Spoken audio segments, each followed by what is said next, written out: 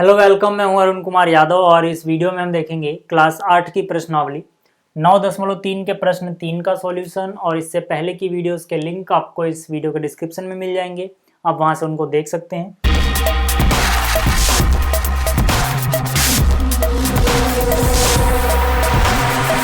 तो शुरू करते हैं इस प्रश्न को। देखो यहाँ पर जो ये प्रश्न है, ठीक है, इसमें हमसे क्या बोला गया? इसमें हमसे बोला गया है गुणनफल ज्ञात कीजिए। मतलब जो भी चीज़ें हमें दी गई हैं इनको हमें गुणा करके लिखना है कि क्या आएगा। ठीक है, तो कैसे करेंगे इसकी बात करते हैं। देखो यहाँ पर जो इसका पहला पार्ट है, ठीक है, पहले पार्ट में क्या दिया गया है? देखो a की घात 2 है, 2a की घात 22 है, फिर 4a की घात 26 है। ठीक है, इनको हमें क्या करना है? गुणा करना है। तो जो सवाल है वो मैं यहाँ पे उतार रहा हूँ, पहला पार्ट। ठीक है, a की घात 2 गुणा में 2, a की घात 22 गुणा में 4, a की घात 26। ठीक है, तो पहले हम क्या करेंगे, जो हमें सिंपल इनके गुणांक दिए गए हैं उनको गुणा करेंगे। इसका गुणांक कुछ नहीं है, समझो 1 होगा। ठीक है ना, और यहाँ पे कितना है? 4, 4 को 2 से गुणा करोगे 8, 8 को यहाँ पर 1 है, समझो 8 एकम 8। ठीक, या फिर आप सिंपली जब यहाँ कुछ ना हो तो 1 समझो, 1 से गुणा करने को फर्क नहीं पड़ता, तो सीधा 2 गुणा में 4 8 हो गया। तो सबसे पहले आप लिखोगे 8। फिर आप क्या करोगे, यहाँ पर a की घात लगाने के लिए जितनी भी घात हैं सबको जोड़ लोगे, यानी कि 2 जमा में 22 जमा में 26।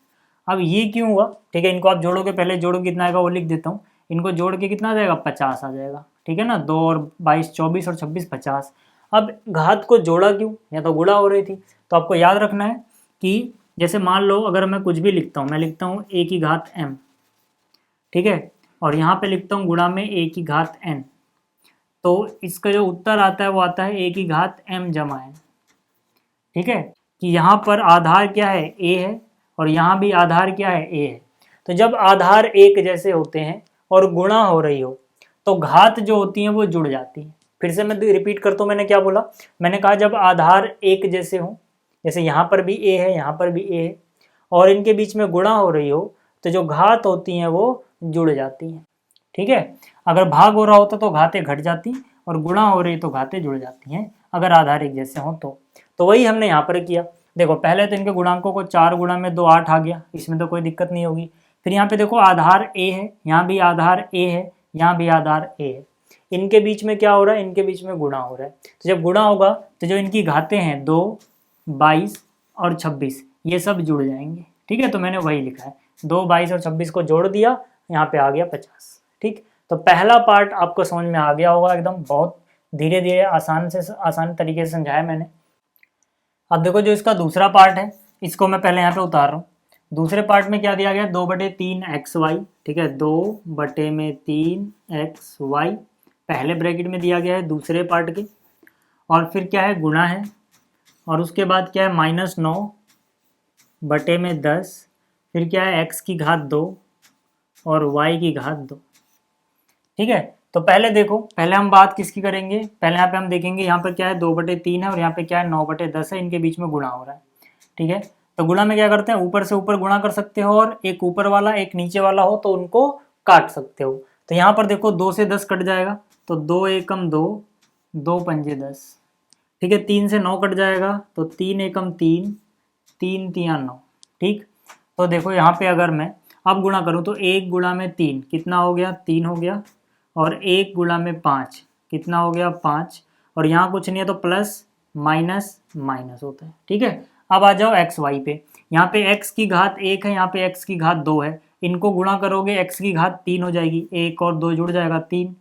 इसी तरह से यहाँ पे y की घात 1 है, यहाँ y की घात 2 है, तो यहाँ से y की घात भी कितनी हो जाएगी? 3 हो जाएगी।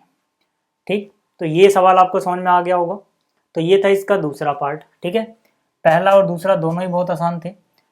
अब तीसरे की बात करते हैं। तीसरा जो है, पहले मैं इसको उतार लेता हूँ। देखो तीसरे में क्या है?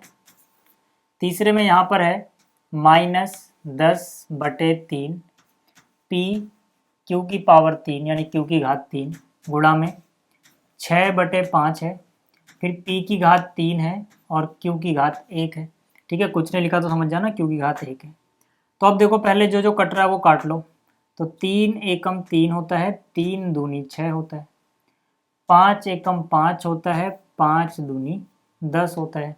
ठीक है, तो अब इनको गुणा करो, यहाँ पर है 2, यहाँ पर है 2, 2 गुणा में 2 कितना हो गया 4 हो गया, और माइनस प्लस माइनस होता है, ठीक है। नीचे 1 गुणा 1 बचा है, अब नीचे आप 1 लिखो मत लिखो, नीचे 1 होता है तो हम नहीं भी लिखें तब भी कोई दिक्कत नहीं है, ठीक है। p की पावर 1 गुणा में p की पावर 3 कितना हो गया p की घात 4, 3 यहाँ 1 यहाँ 4 हो गया।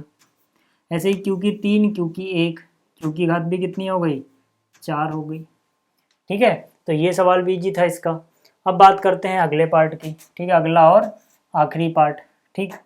आखिरी पार्ट में क्या है देखो, यहाँ पे तो सीधे ही कह सकते हो यार, चौथे में तो हमारे पास क्या है x है, गुणा में x की घात 2 है, गुणा में x की घात 3 है, गुणा में x की घात 4 है।